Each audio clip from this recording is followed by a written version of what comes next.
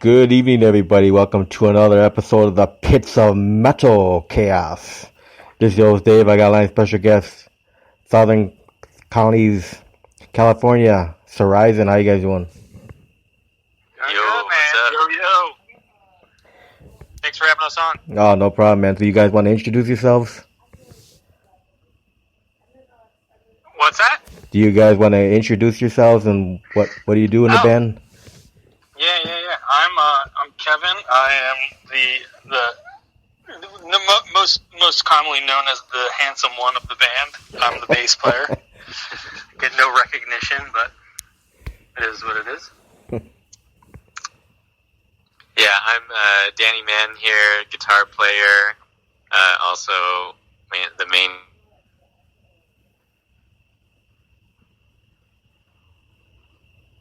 Oh, Christ. And I'm Keith, lead singer. That's all of us.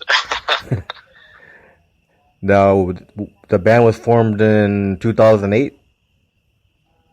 Yeah, we were formed in 2008.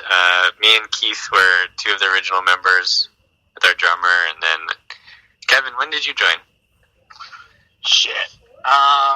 So I think I've been in for maybe 7 years now. So, New guy. Yeah, new guy. Yeah, I don't know, whatever mass that equates to. 2014. Nope, that's not right. 2013, something like that. Hell yeah. Something like that. So now, how did the name Sorizon come about? The name Sorizon actually came about. We were playing around with kind of making something original and putting words together, and honestly, it just sounded cool. We just I came up with the idea for Sorizon, I think, and then we kind of sat on it for a few days, and like, all right, it has a good ring to it. Sat well with everybody, so we just went with that. And the thing is, if you Google Sorizon, there is nothing else called that. So it's the only thing that you will find. It'll try and correct you to say Verizon, but that's convenient. All right, so Keith, how long you been playing bass guitar? What age did you start? I didn't hear any of that. I said, Keith, what age did you start playing the bass? Oh, Kevin, that's me. I started playing... Shoot, we were just talking about this the other day. So I was probably in 10th grade, give or take. I was playing drums, and my sister played drums. My brother played bass, and my brother wouldn't let me touch his bass. So my sister didn't give a fuck about beating on drums. So I started playing drums at like 12, and then finally my brother was like, I'll let you dabble for a little bit. So probably around 14. So it's 26, 27 years ago. Now, did you take any lessons? Were you self-taught on bass?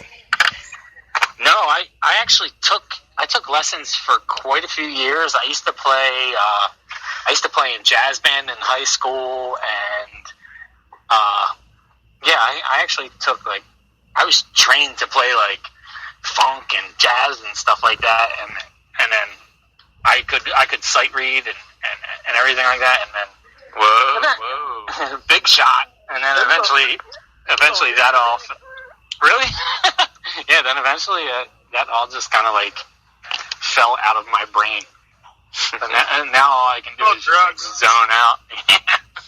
Too much drugs and booze. So, do you have any big bassist influences? Me?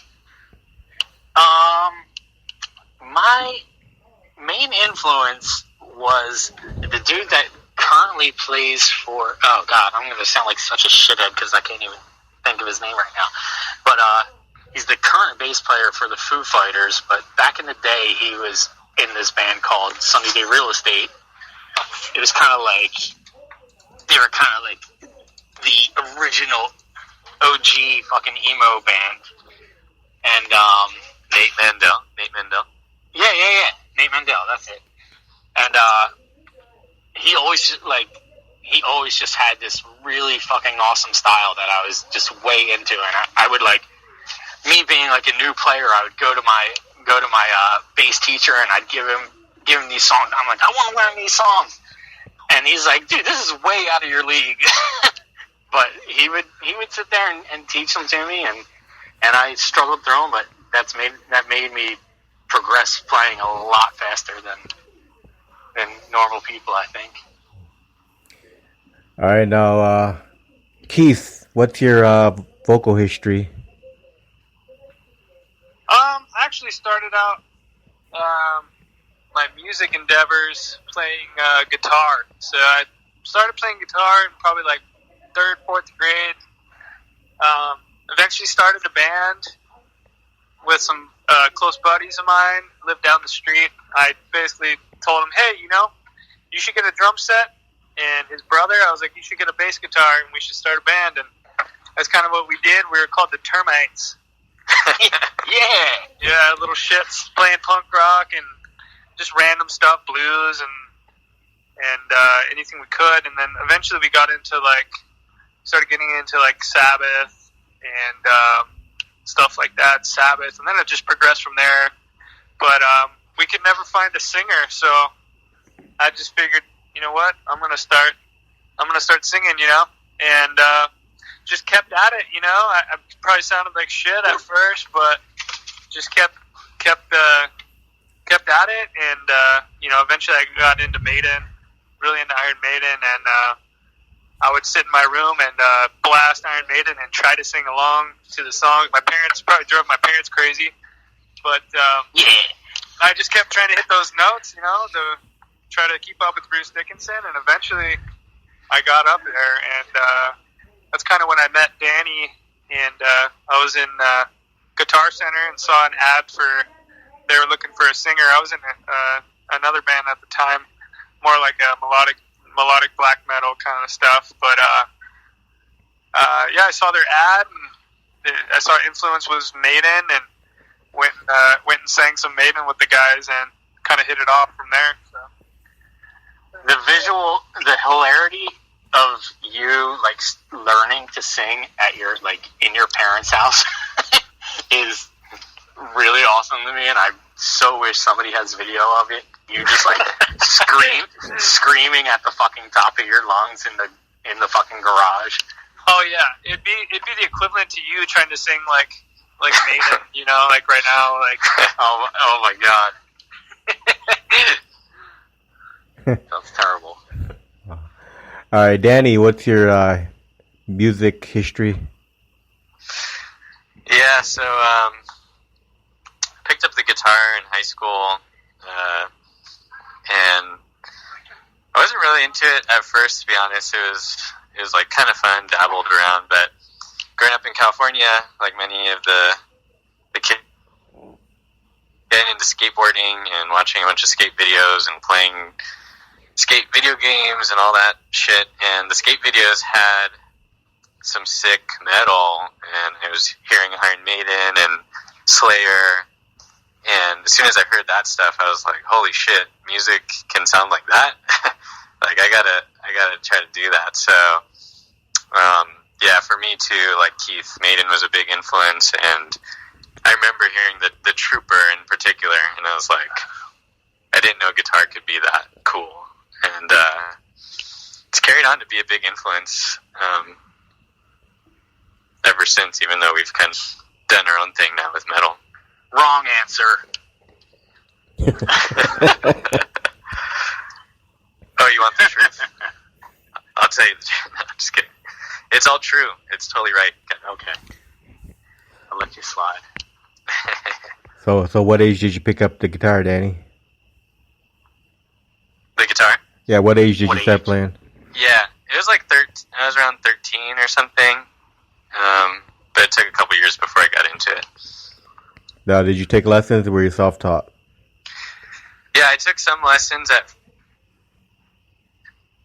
I was so, ambivalent about it that when the guitar teacher asked what song I wanted to learn, I had no idea, so I asked my mom, hey, what's like a song I can learn? What a loser! And she was like, why don't you try to sing? Yeah, I just didn't really care. And later I discovered music that then got me stoked on guitar. So who are your big guitar influences? A couple of my biggest ones. One of them is Marty Friedman, who formerly of Megadeth. Yeah, like the Rest in Peace and Countdown to Extinction albums. Those are just godly to me, and all those guitar solos are pretty much in my head like what a guitar solo should be. I also love Steve Vai and all his work, and so yeah, I love Van Halen too. Those are kind of my guys, and I try to can't play anything like them, but the feeling and the vibes, that's what I'm going for. So what kind of guitars do you play? Oh, well, I have a lot of guitars, but my main axe right now is Sorizon is a 7-string Dean guitar. It's actually discontinued, but it's kind of like a Les Paul style and 7-string. It's called a Thoroughbred, and yeah, it's actually the only guitar that I sold and regretted and then rebought it. And the guy I sold it to is Keith. So, two in the family of this rare guitar, so it's pretty sweet, actually. Yeah, Danny was trying to Indian give on my sweet deal I got. I've never everything else I've ever sold, I got over it, but I realized that was actually a kick-ass guitar. So what kind of amp? 7-string guitar, and Kevin's on 5-string bass. What kind of amp do you play out of, Danny? I play out of a Bogner Helios. It's like a large, really based on kind of vintage Marshall amp. Reinhold Bogner, back in the day, he worked on like Van Halen's amps and a bunch of guys in LA, and eventually he made his own. He used to just mod Marshalls, and then he made his own kind of Marshall thing. So yeah, love the Bogner. Big shout out to Bogner. So Kevin, what kind of bass guitar do you have? I typically play a Schecter. It's a Schecter 5-string Hellraiser. That's what I typically play for Sorizon. Besides that, I just have my backup is just a little LTD. But on the recording you used my bass. Yo, lay off my shit, dude.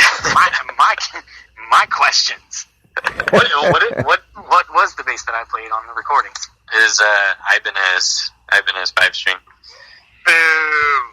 Sounds terrible.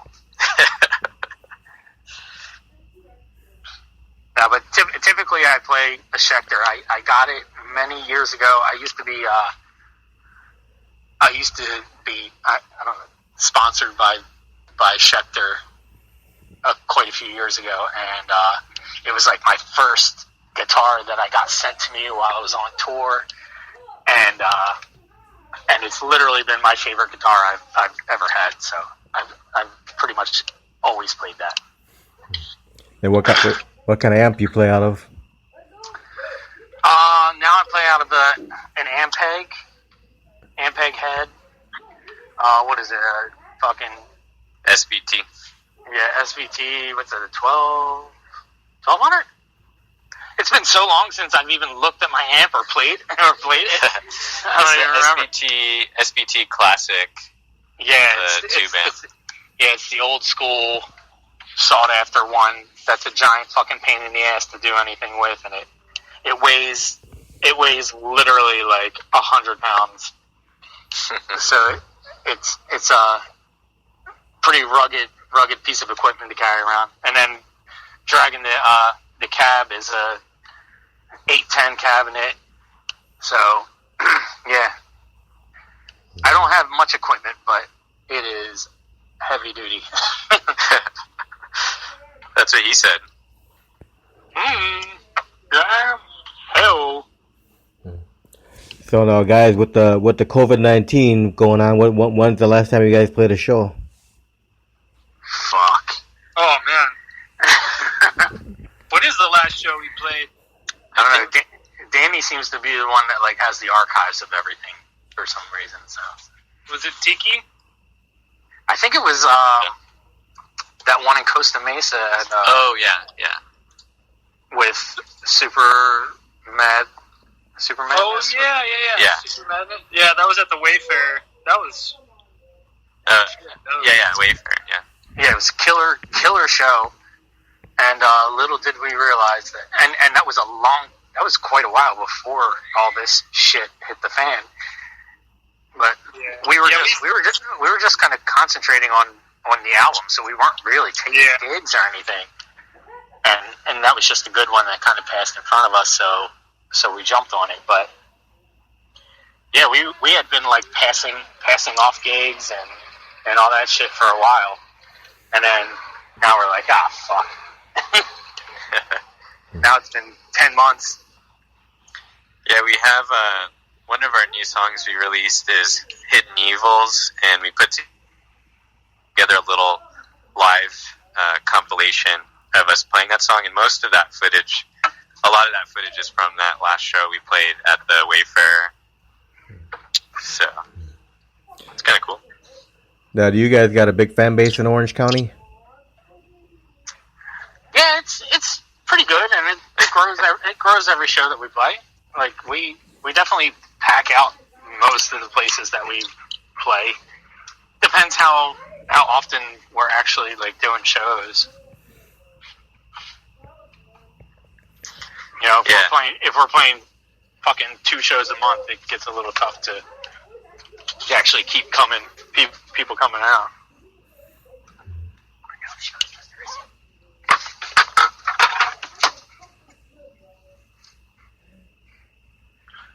Did we lose Dave? No, I'm here. Dave? So now the new album, Thanatos Rising, when's that going to come out?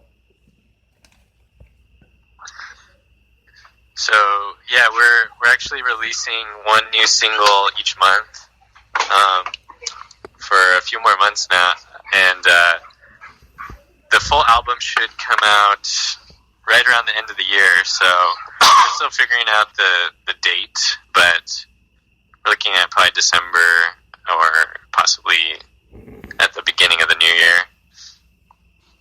Yeah, in the meantime, we've been kind of promoting each song, try to get as much playtime on that as we can. You know, just doing different things. This is the first album that we've actually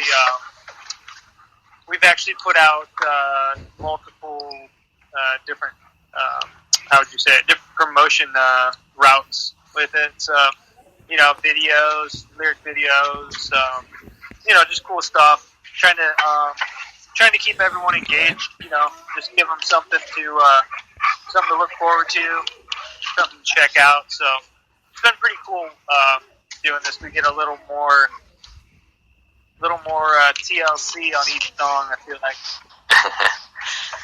Yeah, and we're picking up good momentum with each new song. We're picking up more fans, and so yeah, it's kind of like a lot of foreplay instead of blowing our load right away, and hopefully that's perfect way to put it. Yeah, everyone will get there. So how did Dave, where did you stumble across us? Off of Is this something that I should know, and I'm just like completely ignorant to it? Actually, it was on my Facebook news feed. You guys were on there. Good. Yeah, Facebook. Yeah. So now, how did the album title come about, Thanatos Rising? What'd you say? I said, how did the album title come about for Thanatos Rising? Yeah, Thanatos is actually it's one of our songs that we we kind of chose as the title track for the album. So, kind of seemed fitting. We kind of had a discussion and seemed fitting. It's a title track, so why not? It's original, so went with that. And the story is kind of, it's like, isn't it kind of a like Phoenix Rising type of a situation kind of thing as well, Keith? Besides the fact that it sounds cool and stuff. Yeah, that more encompasses the artwork. that kind of ties into it. But yeah, Thanatos was just the title track. It's about basically about fixation with death and being trapped in those thoughts of death, and just your mind being fixated on it. And we kind of just went with that and kind of had that in mind for when we were getting the artwork done and stuff like that. Yeah, and the album definitely has like a theme throughout the entire thing. It's kind of a rise or a fall and rise type of a theme throughout the album. So yeah. So I think those two components, they're represented, like Kevin was saying, with the artwork, where you have Thanatos, who's kind of that angel of death guy on top, and then underneath is the Phoenix, and it sort of represents a lot of themes on the album, like they said, and sort of a lot of things in life where you're kind of in between death and dark stuff, and also being reborn and kind of growing and stuff. So a lot of the songs musically have that kind of idea in mind, and Keith's lyrics go along with that pretty well too. So look at that! All three of us just chimed in on something, and we didn't even step on each other. Right. Good job, guys. So Thanatos is like one of the Greek gods? Yes. Yeah, Thanatos is I'm not sure if he's actually a god, but he's basically the death figure, like the personification of death in the Greek mythology. Now, news to me. So now, who did the album artwork? Some guy. Danny. Yeah, so we hired Ellerin Cantor.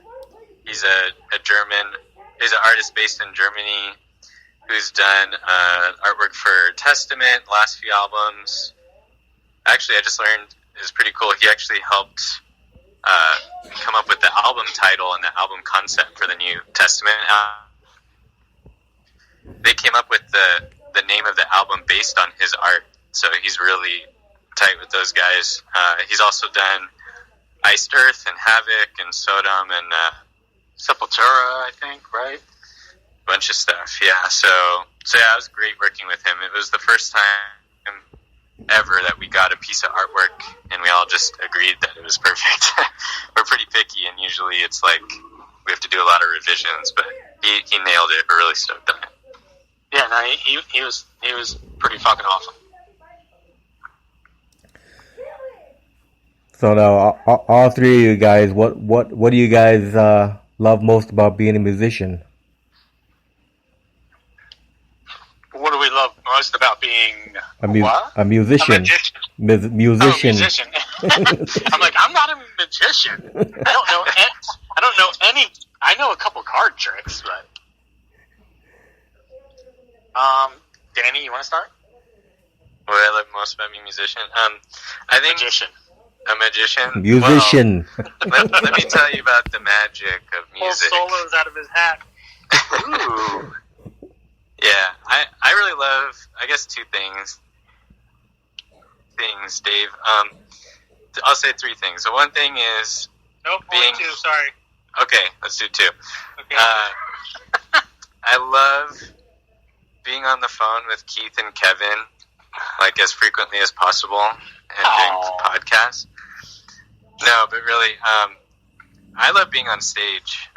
So that's a big bummer right now because I feel like it's an important part of my life that kind of balances out all the other bullshit in my life, where I feel like I can really just go crazy and rock out and shred with the boys. So I love being on stage, and then I also love writing a song and then hearing it really come to life after having everyone work on it and record it and everything. It's very, very fun to hear an idea just be completed and turn into like an album.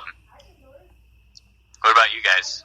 Kevin? I'm going to go almost the same route as you. Like, literally, No, you can't do that. I have no original thoughts. But no, like, honestly, hearing a song go from, like, all right, here's this fucking riff that I just recorded on my phone or something, to like, even when we'll do, like, demos, and I'm like, oh, yeah, demo sounds cool and everything, and then by the time Sean is done, like, mixing it and mastering it, I'm like, this is a completely fucking different thing, and it has this whole new side of, that you never really expected. And then besides that, playing live is just all I've ever wanted to do was just be touring and and just playing live in front of people. That's my forte.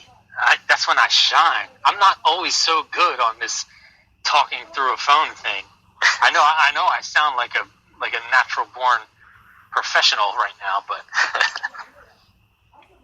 you should see me on a stage, boy. the dick be swinging. Keith? Yeah, I would say for me it's mostly the songwriting process. The dick swinging? The dick swinging is the 360s, Ding Dong 360s is one of my favorite things. A little helicopter action. Helicopter all day and all night. For me, it's a lot of just seeing a song come to fruition, and listening back to it and having an emotional response to it yourself, just listening to it and thinking, this is something I would actually listen to, this is something that almost looking at it from an outsider perspective is pretty cool. That's probably my favorite part is just, getting to challenge yourself, getting to be creative, because, we don't all have that in our daily lives, I can't speak for everyone, but I don't get a lot of that in my daily job and stuff like that, so it's an outlet that I really enjoy. Also, hearing other people's responses to one of our songs, hey, this song really helped me out in a difficult time, or something like this. Invoking any kind of emotion from someone is a pretty cool feeling. But yeah, I'd say that's my main thing I enjoy. Can we jump back to the dick helicoptering thing for a second? Has anybody ever like legit tried it? Like I've tried it, and it's just all balls. It's like a medieval like mate like swinging around my crotch. Well, I just don't like slapping myself in the face with my dick. So that's kind of the struggle I have. I do not have that struggle. I have a struggle of barely reaching my gut, but there's a lot of crazy balls. Dave? Now, is there anything you guys hate about being a musician? No, I meant Dave. I meant the helicopter thing. No comment.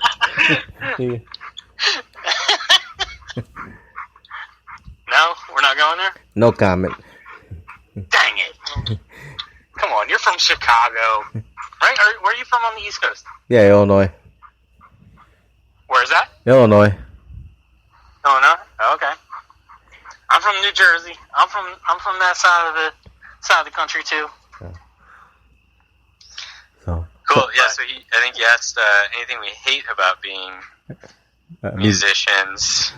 Was that the question, Dave? Yes, sir. Dealing with Kevin's bullshit. No, waiting for Sean to show up at the venue. That's a pet peeve of mine. That's a constant. That's a tad bit of a struggle. Yeah, the guy with the most equipment shows up 10 minutes before we go on stage, if not later. Or trying to talk to the promoter to have him push us back a little bit. For me, just like anything, it's like, you only have so many hours in the day, and it's like, I want to accomplish this amount of things, and sometimes, band shit is important, and it's just like, fuck. I feel like I don't always have all these hours. But then I look to somebody like Danny, and I'm like, he has a much crazier job than any of us, and he somehow accomplishes crazy amounts of shit in very limited amount of time. And I'm like, apparently he has many more hours in his day than any one of us. It's called methamphetamine. What it's called. Yeah. Well, I wouldn't say my job's hard or anything. It's very different, but I think my frustration is actually kind of opposite, which sort of goes along with what Kevin's saying.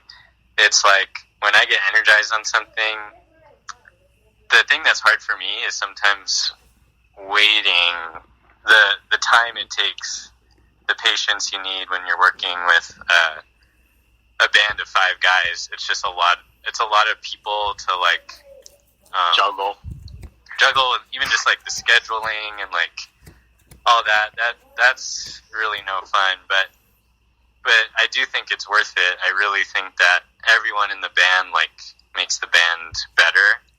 And sometimes if I'm like, I could just done this quicker on my own for a particular thing, it's always worth the wait. So I love these guys. What can I say? Oh, you're such a sweetie. Yeah. No matter how high their dick swings, or low. No matter how high or low. No, if you guys could have the fans remember one thing about the band Sorizon, what would you want that one thing that the fans remember about you guys? Nipple tassels. No. Nipple tassels. No, seriously. No, dude, our live shows are literally we I don't want to toot our own horn or anything, but we pride ourselves on really, really, really bringing it live. And I know it's never like a competition or anything like that, and we love everybody that we play with and everything, but when I go out there, I'm always like, I'm going to be the band that everybody remembers. I'm bringing it as fucking hard as I can, and that's always my intention. Most people don't, half the time you don't even know one of the bands that you're going to see, and then if they bring it that fucking hard live, then you sold somebody on it. You sold the product. So that's what I always try to do for people to remember. So you guys bring a lot of energy to your live shows. Yeah, we try to. Yeah. You don't just stand there in one place like a robot. No, not at all. We're a robot that has malfunctioned and just fucking going crazy. We usually try not to step on each other's feet or trip each other on stage because all the movement. Yeah.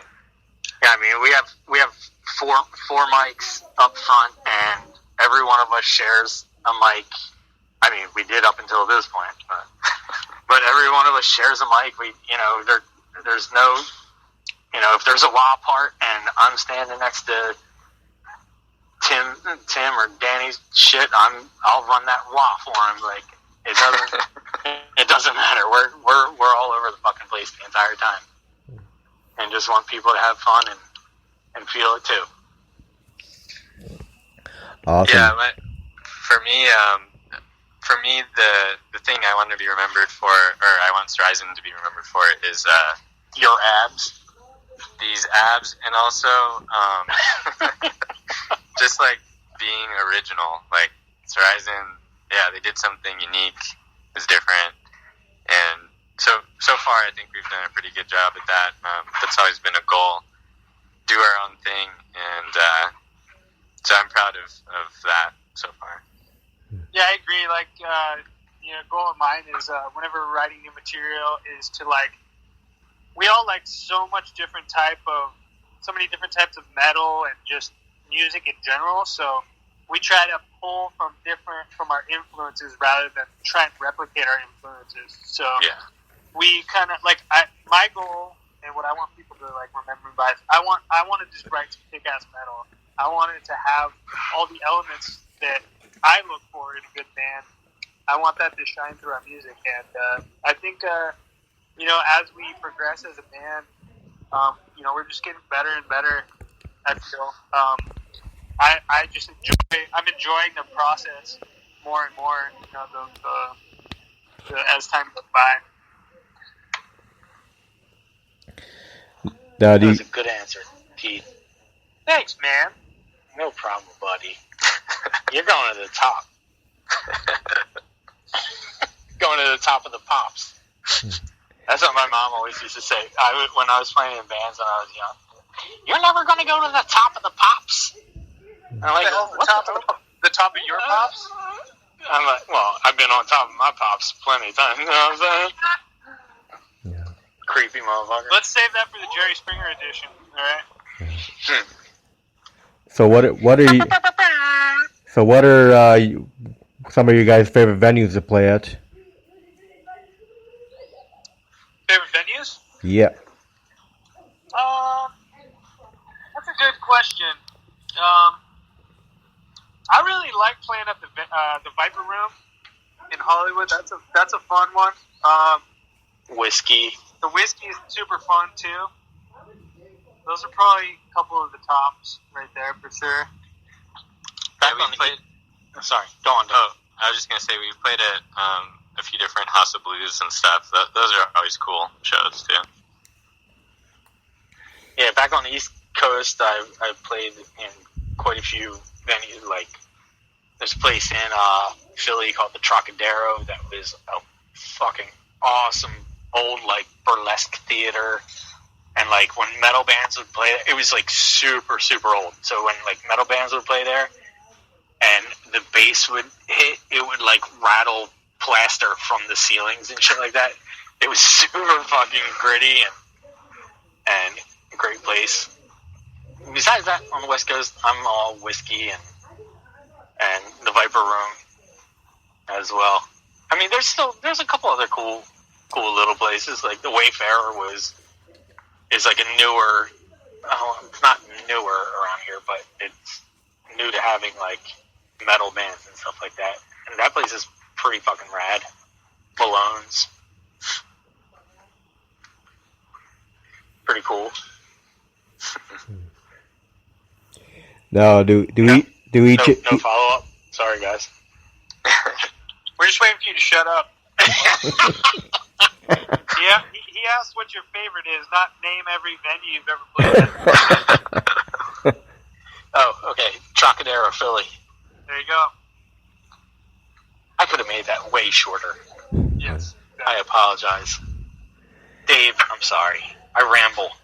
Yeah, don't worry about it. Now You ramble as well. Now do each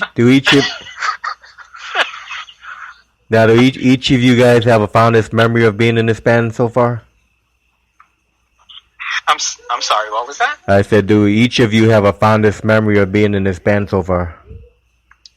Ooh. I don't know. Probably the playing at the Grove. That was a crazy experience. That was the biggest stage we've ever been on, and probably the biggest crowd we played in front of too. Huh? Yeah, we opened up for Hammerfall at the Grove in Anaheim, California. That was pretty fucking rad. I had like 10 of my friends from New Jersey flew out and surprised me the show, which was pretty rad. And then it wasn't such a great surprise when I realized 10 people had to sleep at my house. But yeah, that's way up there on the list for me. Danny? Yes. I think right now. Really, I like. You made it to the top of the pops. I live in the now. Everything with the band's fun. So right now, this is cool. It's better than what I was doing before. Oh yeah. Sweet. Yeah. Dave? All three of you guys answered already? Thought that was What's that? All three of you guys. All three of you guys. Falling asleep. We put you to sleep? Dave, I love you. Dave, what do you like to talk about? What are you into? Metal. Metal? Just metal? That's it? Metal, drag racing. Fucking. How's the drag racing scene? Is there like a drag racing scene out by where you live? Yeah, I got a drag race track 30 minutes from me. Oh yeah? Because that is not much of a thing out here. Which, I mean, I grew up where I grew up in Jersey. There was a drag racing track not too far that my dad used to take. My old pops used to take me to when we were little kids. So that was always super fun. Yeah. I saw on your thing that you're like really into ghosts and shit like that. Yeah. Yeah. Yeah. Do you do like any podcasts on ghosts, or you got any fun ghost stories? Nah, not really. But mostly my wife. No. Mostly my wife likes going to ghost hunting. Oh yeah, she actually goes out and does it. Yeah, a little, like cemetery shit like that. Sweet. That's awesome. That sounds cool. You don't ever join in? Yeah, I hang out, do some videotaping and hold the videos, shit like that. What's your favorite ghost hunting show? Do you watch any of those? Not really. No? I had a bunch of weird like ghost shit happen. Has anybody else ever had any weird ghost shit happen in their lives? Yeah, I have. Am I hijacking this conversation? Yeah. I'm sorry. I'm sorry, Dave. Do you have more things that you want to go on with, or do you want to just like? No, you're fine. No. Go ahead and talk about your paranormal experience. I don't care. Yeah, I'd like to hear about this too. Yeah, let's start with Keith. Hey, it's really hard to make it sound cool, to be honest, but alright, I'll try. I'll give it a shot. So, I got one of my best friends, the guy I was talking about, two brothers, the guys I was talking about earlier who I joined a band with when we were 4th or 5th grade. The termites. The termites, dude. Yeah. So me and the termites. Frog Brothers? No. So they're really good friends of mine. Like his mom and dad, they're like my second, family pretty much. And his mom bought a little boutique kind of shop in San Juan Capistrano. I don't know if you guys on the East Coast know about that area, but it's an older area in Old Beach California, in Orange County, and it has some history behind it. But the area where she got the place at was in the historic district, so it's like super old original buildings and stuff. And so anyways, she had a grand opening kind of party get together for the event, and so I came to show my support, hung out, and was checking everything out. Super cool place. And I noticed there was like a hatch on the floorboard, and I was like, "What's that hatch go to?" And my buddy goes, "Hey, you got to check this out, man." He's like, "This is awesome." I'm like, okay, what's going on? So he opens the hatch up. He takes me down into the basement area, and it's all like just dirt down there, just all the way under the house. It's like dirt, and there's like a it kind of went up in levels, but all dirt, super dark. turns the light on, and he goes, check this out. And he takes me over to this, like, petrified cat that was just sitting there, like, creepy looking thing. It didn't look like